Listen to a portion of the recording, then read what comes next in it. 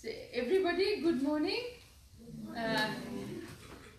I'm Lahiri-Dutt, as you know, and here is Sally Moyle, my longtime friend. And Sally's career, if I tell you a little bit about it, you will be fascinated. She actually has an NGO background in the beginning, and then Oxfam, wasn't it? Then, no, it was never Oxfam. I was in government. Oh, yeah. No, then from NGO, then in government. Yeah. She was the gender advisor for DFAT. And then now she has moved out back to her home, which is the NGO background. And she is now the CEO of Care Australia. And Sally Moyle has been a critical, I would say, mover and shaker in shaping the gender policy in DFAT. So the gender policy that DFAT now follows was, Sally was the soul behind that. So she pushed that agenda, and she really did the hard yakka, and in DFAT she had to talk to economists and all those sorts of people to make a case for gender.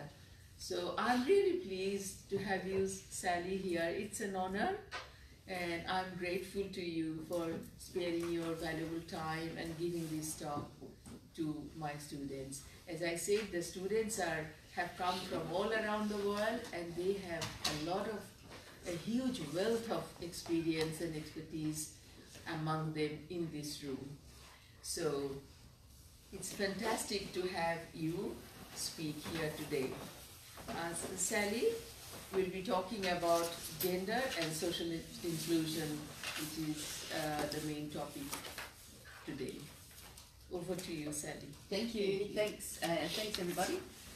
I would, before we start, like to acknowledge the traditional owners of the land on which we meet and pay my respects to their elders, past, present, and emerging. And thank you all for being here. It's great. As Kuntala says, I've had a long background in law and social justice and gender equality, and many decades now. It's getting quite long, and but professionally working on social justice for 25 years, and in aid since the turn of the century. So, and also working in line agencies in government and doing some work on Indigenous affairs as well. So, Kuntala's asked me to talk about why gender matters in social inclusion and participatory development, but frankly, I'm going to talk to you about how humanity is at an inflection point and gender equality is key to that change. And really, they're the same thing. There's not much difference in those two topics. Just to kind of position us where we are at the moment, we're seeing an increasing recognition of the importance of gender equality in the world, but we're also seeing an increase in violent backlash and misogyny. We're hearing the urgent message of climate change, but we're seeing equally strident denial of climate change.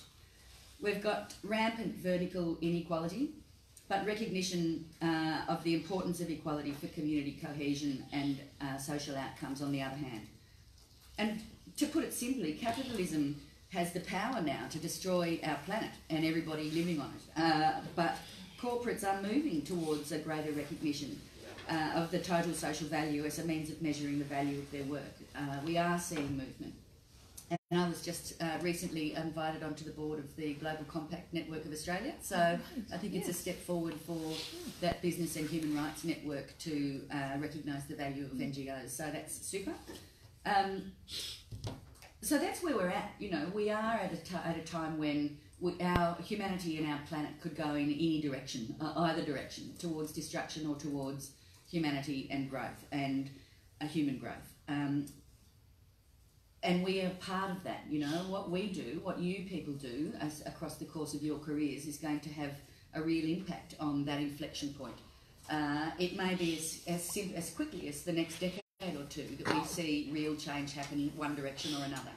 So how do we equip you to deal with that inflection point and help to make sure that the decisions that we make as a globe are taking us in the right direction? Well, for me, gender equality is the heart of that. If you can understand gender equality and really build it into your thinking and your career, then we will see that inflection point we're taking in the right direction. Because we have overwhelming evidence at the moment that gender equality improves development outcomes. It's women's workforce participation that's delivered developed countries the economic growth that they've seen since the productivity improvements of the early 1990s waned, that has delivered the economic growth and development that we've seen in developed countries. In Australia, for example, women's workforce participation has delivered greater and more consistent economic outcomes than the mining boom, which we've been experiencing in the last 25 years. We know that greater gender equality delivers more stable population growth, that girls' education and women's workforce participation, and as well, of course, as women's ability to control their own fertility, are the only things that count in reducing runaway population growth. And those things are all connected. Women's workforce participation and economic empowerment, girls' education and their education and their ability to control their bodies are linked. You cannot have women with primary level education able to make decisions about their futures and their bodies that will see things change. And, you know, I've been working in gender equality for decades, and everywhere I go, I ask women, whether they're in developed countries or in the back blocks of Cambodia or Africa, how many kids do you want to have? They always say 2 or 3. In China, where there has been a one-child policy, it's generally 3. Everywhere else, it's generally 2.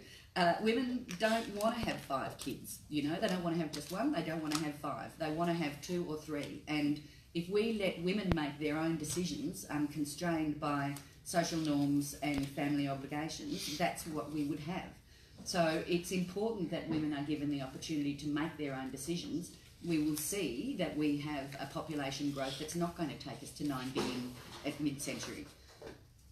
So that's another piece of gender equality. And in that, we know the links between population growth and climate change. And in fact, there's a book recently put out last year by a man called Paul Hawken called Drawdown that identifies the top 10 necessary ingredients to preventing runaway climate change, and one of those is gender equality. His position is that educating girls and family planning are one of the top 10 mechanisms for reducing climate change. So, you know, if we're thinking that climate change is one of the biggest threats to the planet, girls' education.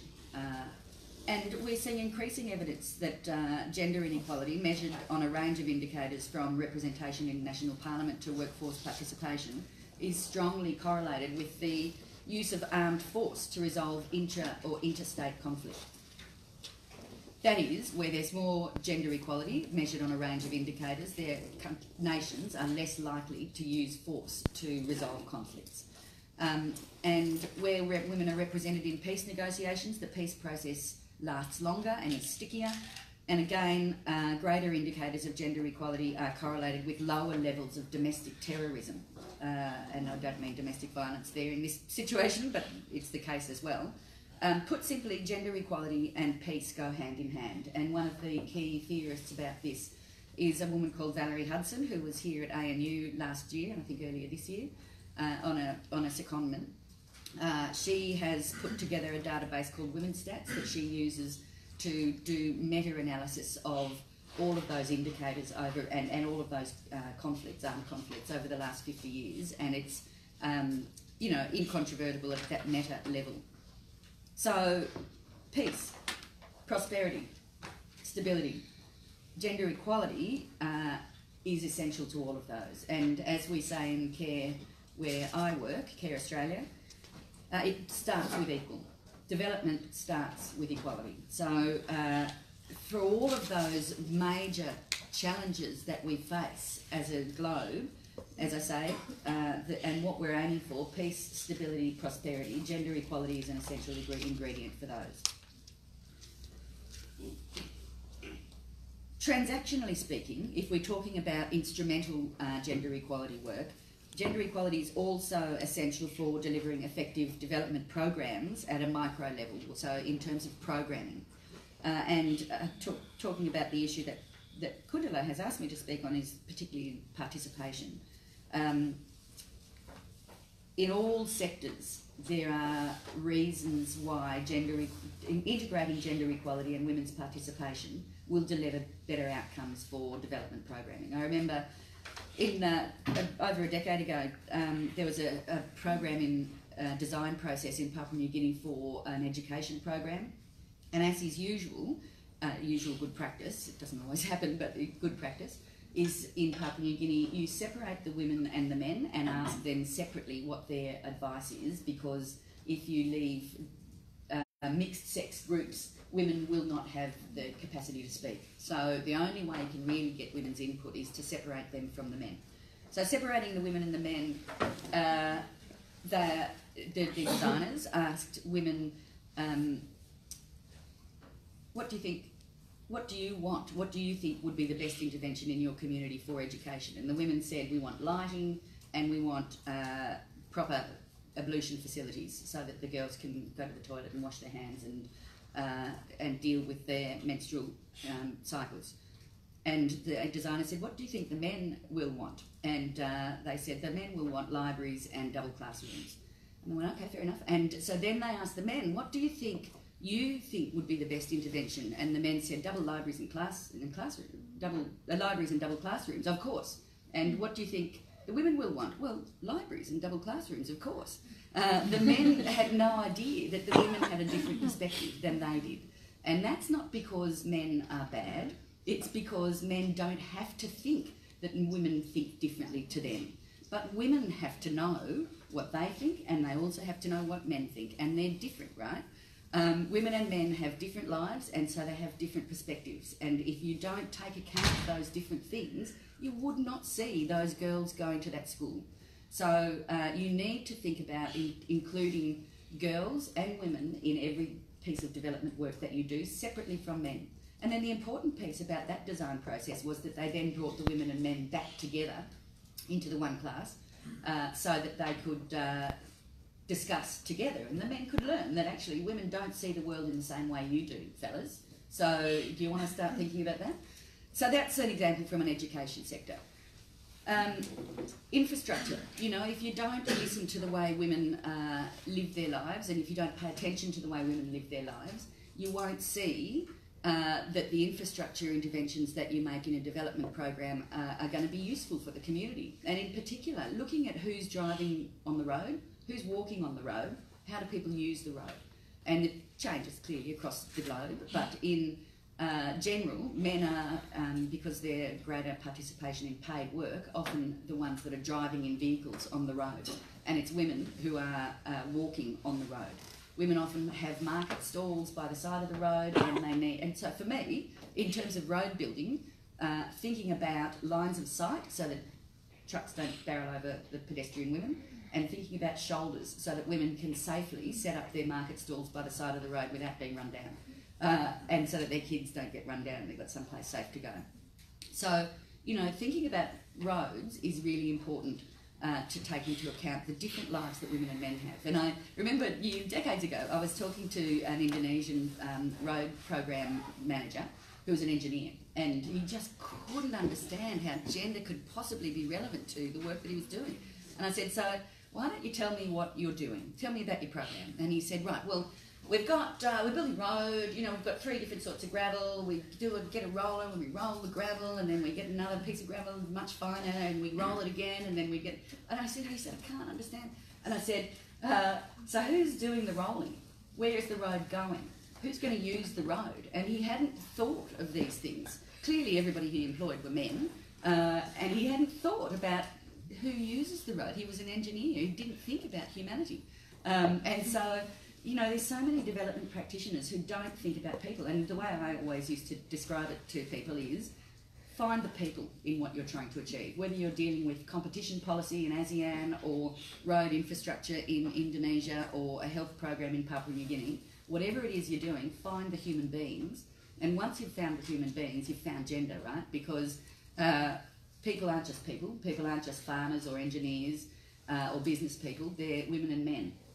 and their lives are different. And the greater the inequality in the society that you're working in, the greater the differences in their perspectives and opportunities and needs. So sometimes, you know, it is the case. If we were living in a perfect world, we wouldn't have to worry about that.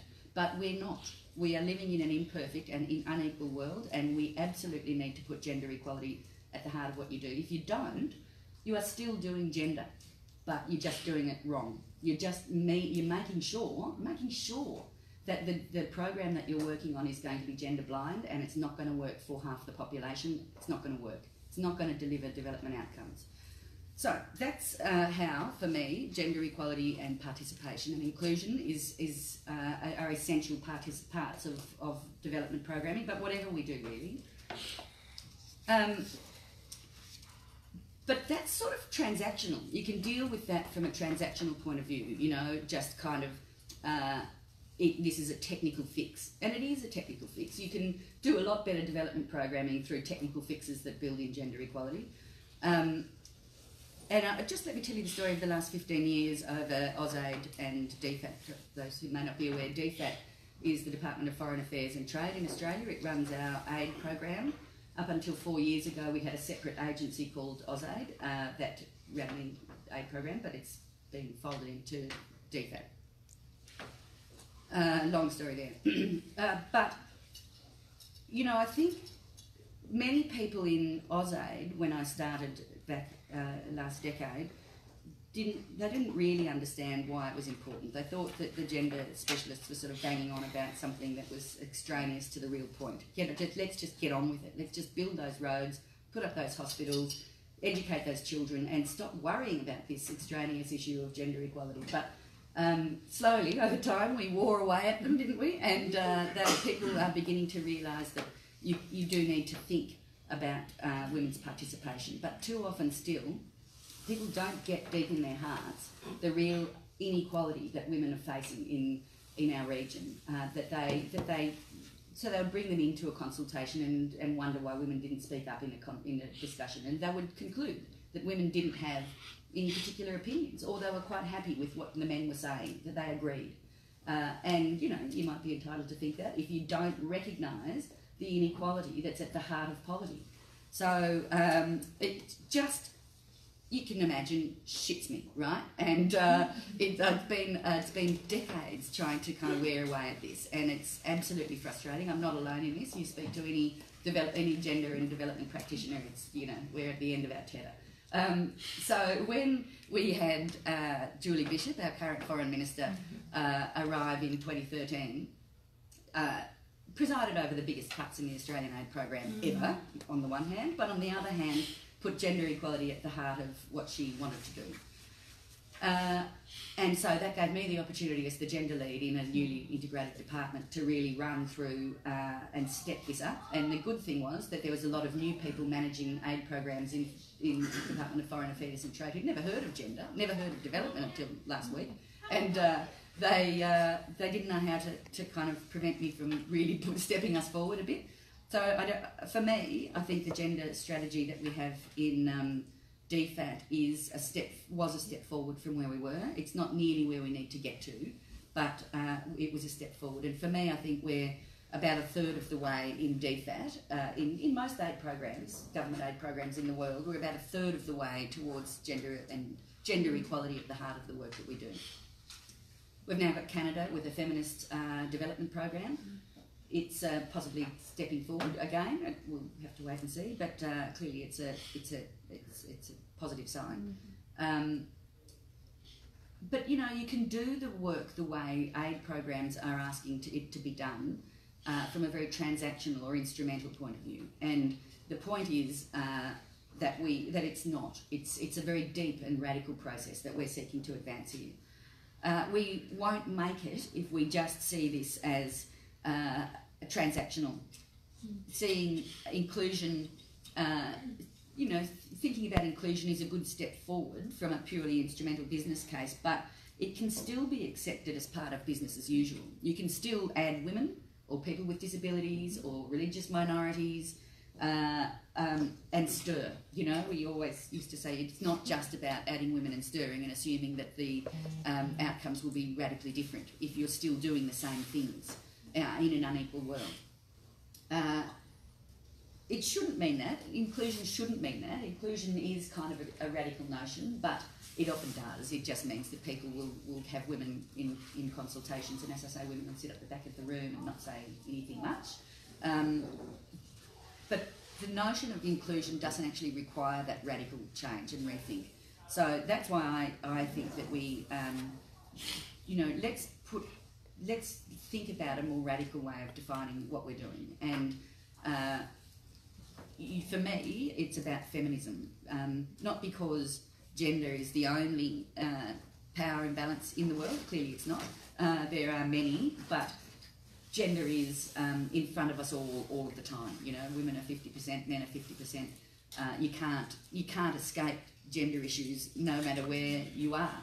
Whereas you can pretend that disability issues aren't an issue for you. So if we mean it though, and if we put feminism as a guide to the way we do our development work, it means that you must deal with those other power imbalances as well. You're not doing it right if you're not bringing all of those things into the centre of the way you think. So in thinking about development, it's incumbent on all of us to think about issues for people who are suffering from other aspects of marginalisation as well. So disability, ethnicity, religion, all of those, sexual identity, sexuality, all of those marginalisations need to be at the centre of what we're trying to do. And, ultimately, you can kind of list off a range of different forms of power imbalance, but really it's about power. Who has the ability to speak, who has the privilege, and what are they saying when they say it? And the main point for us all is to make sure that everybody has a chance to have a say. That's what development's about, right? So development is about power and about switching the way we see power. And that's why it becomes a really radical pursuit. It's not about just going, well, let's just let some of these poor people into the hierarchy and let's let them mix it with the best of them. No, it's that hierarchical power structure that got us into this mess in the first place, both in relation to humanity and in relation to the planet. Humanity thinks still that we can tromp all over our planet, use its resources and abuse it in a way that's very similar to domestic violence, frankly, and think that the planet will put up with it. Well, it's not. And so, this is why for me we need to start thinking about new ways and new language in development that is really radical. Care, I think my organisation, and the reason why I was attracted to moving into care, has embraced that much more radical approach to this. I think we've still got a way to go, but our approach to gender equality and our gender equality framework is based on three parts. One is the agency piece. We do need to support women to become empowered, to empower themselves. In the standard, and often in development, that's all that we get, right? It's though women are the problem. That women's capacity, poor women, we just need to kind of develop their capacity. And that 7-year-old girl can save the world if only she had capacity, I mean, really. It's as though we can sort of open women's heads, pour in capacity, shut it, and the world is fine. No, that is not going to work. So care does focus on that because, of course, clearly women need to be able to claim their own rights and their own capacities. But there's more to it, and one of those is the structural aspects of inequality. We need to change the structures, and that means the legal and policy frameworks, but it means more deep structural norms as well. And so we focus on that. Some organisations and some development programs grapple with this. It's very difficult, of course, but some get it. But the third piece that care has included in our gender framework that often people overlook is the relationships piece. And so that's the third domain that we work on. We always think that it's not up to women to change the world. Women can't do that. They're at the bottom of the pile. So it's men that are going to change this, right? And we need men to step up and really engage on gender equality. And it's not like you're the, knights in shining armour that are coming to save the chicks. It's about, you have a gender too. You are living out the gender norms that have damaged women and damaged men. most men don't succeed in the gender, the masculinity stakes. Most men fail. That's the whole point of masculinity. There's only a few men that succeed, and everybody else is at the bottom of the pile getting kicked in the head, right? So it's as much in most men's interests as anybody else's to change those gender structures. And so in care, we always work with families, and we work with couples, and we get couples to kind of start exploring the gender norms that underpin their relationships, and the reason why men can feel that they don't need to invest in their families much because it's the woman's job. There's an old saying in Australia that men care about their families and women care for their families. Men earn the money and they look at their children from afar and they're very proud of their achievements, but it's the women who are changing the nappies and getting their hands dirty. So we've got to change that, because what it means is men are excluded from their children's lives often. It means that men don't know that the kids need school shoes or that they've got to get their injections at the health clinic. And so when they get the money from their coffee crop, for example, they don't realise that there's a whole list of things that the woman has to spend that money on, and so they'll go and drink it and gamble it, and they don't know. They're not bad men, they just don't know. So what we do in care is we support the families to sit down and talk about these things. They make lists of the unpaid work that each of them do, and the men can kind of go, oh, wow, geez, you do have a lot of work to do, don't you? I didn't realise. I thought you were just kind of wandering around. It's work. And so we do support families in a slow and patient and ongoing fashion to explore their own gender norms. It's not about us telling people, we don't tell people what they need to do, and the explorations of their gender norms that families go through in different parts of the world look really different depending on where they live and the cultures that they live in. This is their own exploration and what they see as a step forward towards fairness. So I think taking that three-domain approach to thinking about gender equality is one way that we can take that radical step forward towards gender equality in the development work. Just let me have a sip of my coffee.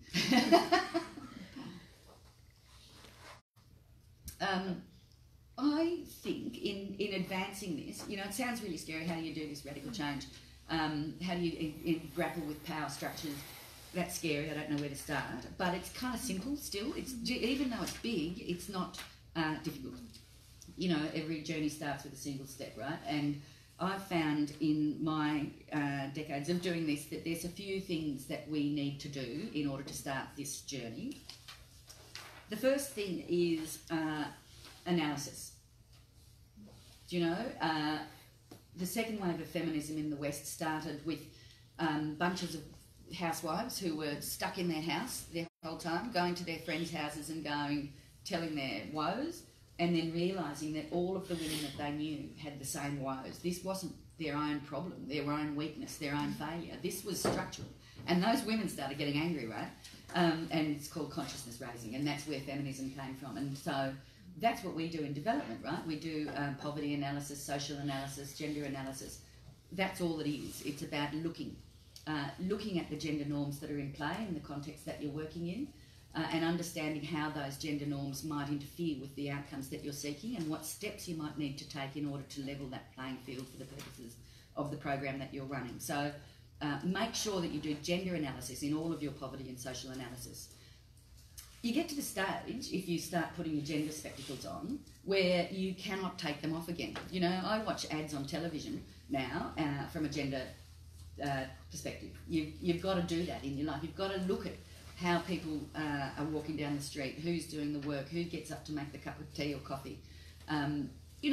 Once you start, you cannot stop. And a lot of Facebook at the moment and social media is a discourse about those small daily sexisms. And those things count because they add up, right? They add up small piece by small piece. So there's women, right, in Facebook now who are talking about how they've decided that they're not going to step out of the way on the footpath for men.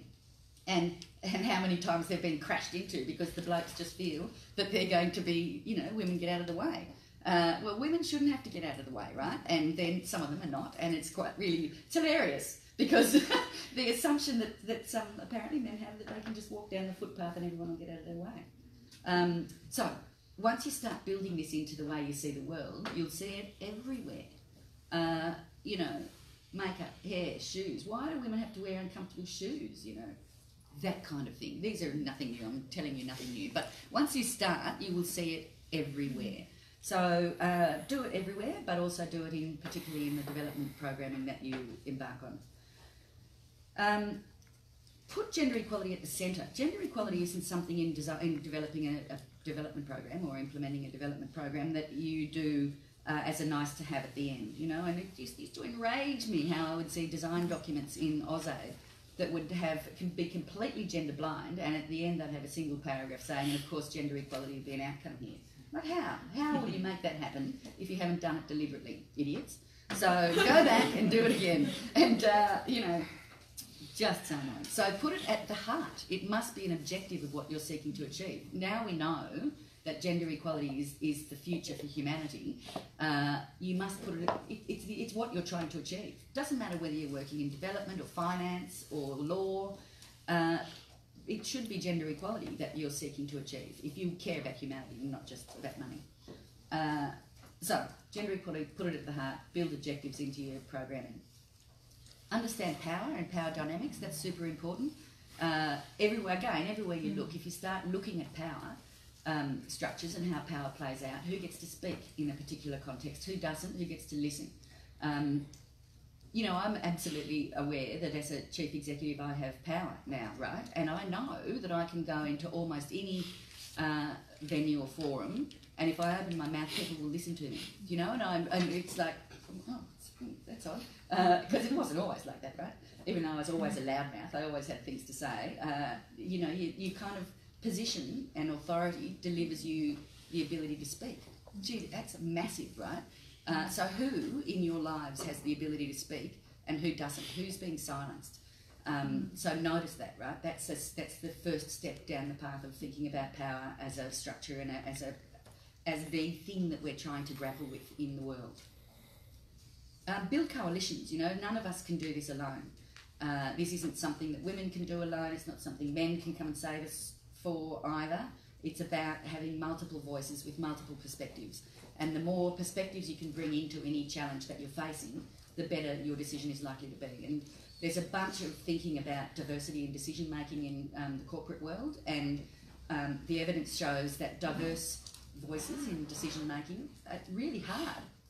It's hard because people are disagreeing with each other. You know, if you've got a bunch of white blokes or any other group, all the same, they all think the same. They've been brought up to think the same. And so decision making is really easy because you go, gee, that guy, what he just said, I really agree with that. He must be really clever. Yes, clap, clap on the back. You know, that's fabulous. And they all think the same. It's fabulous because everybody's given their support for their positions and they make decisions, but they've missed 3/4 of the perspectives of the world, right? So when you bring different voices in, whether it's gender or race or class, those decisions get much more difficult, and you often don't like the people who are making your life difficult because you could have made this decision in 5 minutes. Why are we talking about it? Because it's going to build a different perspective and it's going to make the decision a better decision, better informed. So build coalitions. Always provide support and space for those who have less power than us. So support women's organisations wherever you can, because they generally are running on the smell of an oily rag. They've got no money, they're very poor and they're powerless. So if you can crack open space for those, you've taken a step forward. Use your influence to the extent that you have power and influence. Use it for those less powerful than yourself. And the final piece is always be kind. You know, like if we are saying we want to be the change we want to see, we have to live that change. We have to live those different power structures. We have to do those things and we have to be kind with it. You know, you can't be a bully and make a better world. You just can't do it. So I think sort of concentrating on ourselves as well in the same way that you know, and one of my heroes, Gandhi, Mahatma Gandhi, put these things. Really, this is just another statement of the way Gandhi talked about non-violent activism. So I think that's really all I have to say. There's lots of ways that we can advance this cause. There's lots of ways that we can be human, but there's only one way that we can relate to each other and change the world, and that is on the basis of equality and kindness. So let's see if we can apply those notions about power and gender in whatever aspect of life you take forward. And if it's in development, should start with those, small steps towards transactional development and inclusion. But then thinking about the greater personal vision and the radical challenge that we as a species have in front of us.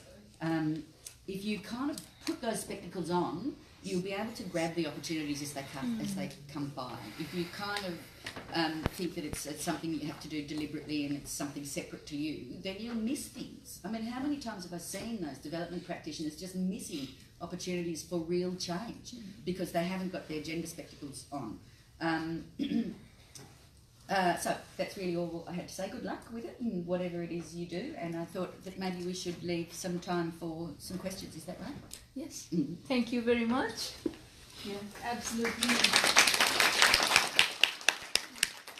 Absolutely stunning lecture. Thank you very much. You can switch off.